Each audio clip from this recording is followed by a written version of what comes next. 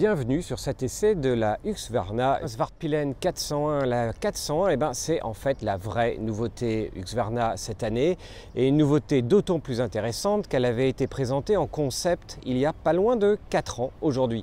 Et ce qui est bien avec Husqvarna, c'est que du coup, on se disait que le concept serait très éloigné de la réalité. Eh bien non, la réalité est très proche du concept et on a une vraie petite machine qui a été en plus déclinée dans 2 versions, la Vitpilen et la Svartpilen, traduction depuis le suédois, Svartpilen en noir, vous avez donc ici une moto noire, et la Vitpilen flèche blanche en blanc. Elle n'est pas ici, je vous invite à regarder la chaîne du repère puisqu'on l'a également testé sur le repère desmotards.com. Vitpilen 401, Svartpilen 401, le jeu des 7 différences, parce qu'en fait il y a très peu de différence entre les 2 modèles qui sont tous les deux en plus basés plutôt sur la 390 Duke de chez KTM, dont elles partagent exactement le même moteur. Donc même moteur, même châssis. Qu'est-ce qui reste comme différence à part la couleur, puisque certains le demandaient, est-ce que la Vitpilen est disponible en noir? Eh bien non, parce qu'elle signifie flèche blanche, elle est disponible qu'en blanc, et c'est pareil pour la Svartpilen qui n'est disponible qu'en noir. Donc vous avez le choix dans la couleur, le noir. Je dirais qu'on reviendra aux bonnes bases de la Ford T il y a un peu plus d'un siècle de cela. Mais au jeu des 7 différences, cette Svartpilen, elle se distingue déjà par sa selle en fait. C'est un détail comme un autre, et puis un élégant porte-paquet ici sur l'avant qui est fourni d'origine. Donc ça c'est également un point important. Autre point très important, qui n'est pas disponible là parce qu'il a été enlevé, mais qui est disponible également d'origine, c'est une poignée passager qui franchement enlève beaucoup d'intérêt à la ligne globale de cette machine. Et le point majeur en fait entre la Svartpilen et la Vitpilen va tenir sur 2 éléments principaux. Le guidon, en sachant que la Vitpilen était beaucoup plus café racer avec un guidon très bas et des poignées bracelets. Ici on a un vrai guidon qui en plus, et ça c'est un point non négligeable, il suffit de dévisser ces 4 vis pour en fait régler sur plusieurs degrés l'inclinaison en fait du guidon, qui va changer encore une fois la position de conduite. Mais par rapport à la Vitpilen, la Svartpilen ici est beaucoup plus simple d'approche parce qu'on est plus proche en fait d'un scrambler, voire d'un trail.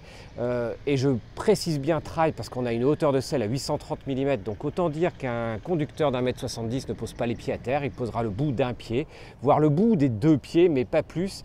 Et même un conducteur d'1,80 m ne mettra pas les 2 pieds bien à plat à terre. Maintenant, la position de la Svartpilen est beaucoup plus naturelle, encore une fois très proche d'une position trail. Par rapport à la Vitpilen, on n'a pas le buste complètement penché à l'avant, mais malgré tout, ça se penche, donc du coup, on a un appui un petit peu plus poussé sur les bras et sur l'avant de la moto, ce qui, lors des virolos, etc., donne plus de poids vers l'avant, plus de précision du train avant, et en fait après avec une machine qui juste va là où on veut aller, et de façon très simple, et de façon également particulièrement neutre. Autre point de différence majeur entre la Svartpilen et la Vitpilen, c'est la monte pneumatique. Dans les 2 cas, on est par quasiment la même marque, mais des pneus totalement différents, puisque la Vitpilen est équipée en pneus route avec des Metzeler M5, alors que la Svartpilen ici est équipée par Pirelli, les 2 marques Metzeler et Pirelli étant du même groupe. Mais on est ici en Scorpion Rally STR. Pneus à crampons entre guillemets, mais pas à tétine, ce qui fait qu'en fait on ne ressent pas l'effet tétine que l'on a souvent sur les pneus avec une moto pas très stable, qui flotte un tout petit peu. Ici on est très proche d'un pneu route, et le grip fourni par les Scorpions Trail sont vraiment très efficaces. Toujours dans le jeu des 7 différences, ici sur la Svartpilen, l'échappement est noir. Il a exactement la même forme, mais il est tout noir. Et puis naturellement, on note que sur la jante, on retrouve les marques Husqvarna et Svartpilen qui renforcent l'authenticité de la moto. On notera également que la mention Svartpilen arrive ici sur le tête de fourche. Et pour le reste, on est typiquement identique à la Vitpilen avec un écran tout digital qui n'est pas obligatoirement hyper lisible au jour le jour, mais qui est largement suffisant et en l'occurrence qui a largement toutes les informations nécessaires, pas uniquement le contour et la vitesse, mais également le rapport de vitesse engagée.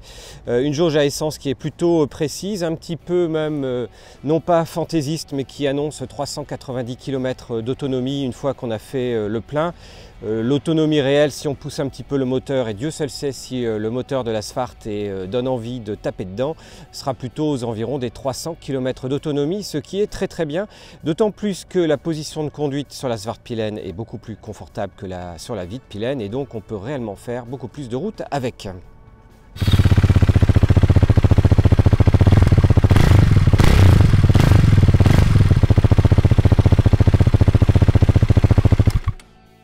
Le vrai point fort de cette petite machine, c'est son moteur. Un moteur qui ne délivre que 44 chevaux. On se dit c'est simple, c'est trop limite, mais avec un petit poids de 150 kg, le rapport poids-puissance est déjà bien sympathique. Et surtout, la plage d'utilisation du petit mono Husqvarna est juste fabuleuse. On peut quasiment sur les deuxième et troisième rapports être aux limites des 2000-2500 tours. Dès 3000 tours, ça commence à envoyer.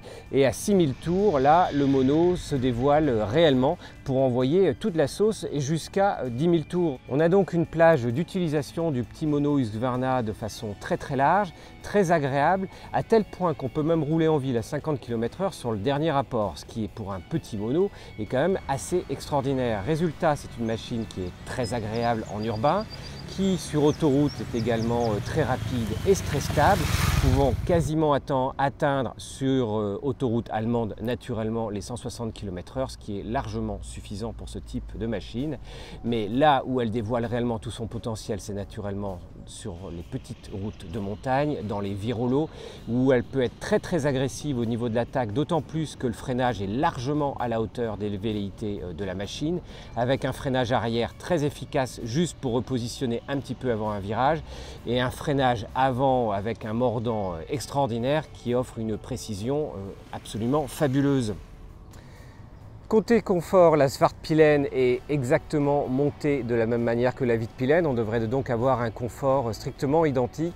Eh bien, la position de conduite fait que les poids et le poids sur les bras et sur le reste n'est pas du tout identique. Du coup, on a un peu l'impression que la Svartpilen est presque plus confortable que la Vitpilen.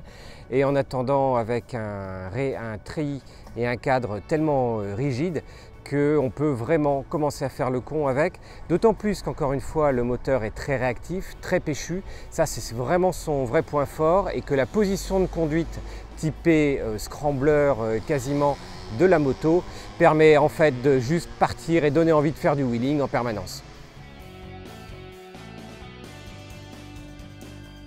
On le voit, c'est une moto noire, une flèche noire comme on l'a dit. Naturellement, il faut que tout l'équipement soit également noir ici. Donc là, en l'occurrence, on a un casque niçois noir, un casque jet plutôt bien fini, réalisé en fait par la marque Louis.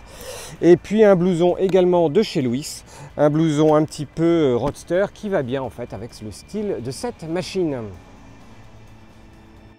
On vous invite maintenant à vous abonner à notre chaîne YouTube sur laquelle vous pouvez naturellement retrouver tous les essais des millésimes 2018 et des millésimes précédents. On publie chaque semaine plusieurs essais de moto, mais également des reportages, des visites d'usines. Donc encore une fois, abonnez-vous à notre chaîne YouTube et rejoignez-nous sur les réseaux sociaux, sur Facebook et sur Twitter.